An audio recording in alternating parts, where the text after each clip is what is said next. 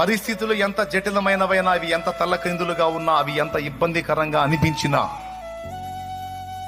అవి నీవి గాని నీ వారివి గాని అవి ఏవైనా కావచ్చు, నీ నోట్లో మాత్రం ఒక్కటే డైలాగ్ ఉండాలి. అదేమిటంటే, నా దేవుడు సర్వశక్తి గలవాడు, ఆయన సమస్తము సాధ్యపరచగలడు.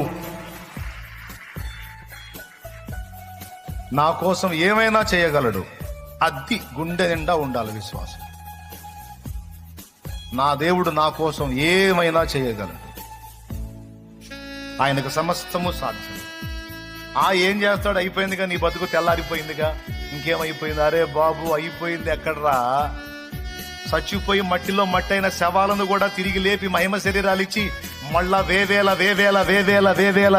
కోట్లాది సంవత్సరాల జీవితాన్ని ఇవ్వటానికి సిద్ధపరిచిన శక్తి గలవాడు నా దేవుడు. ఏమైపోయిందిరా?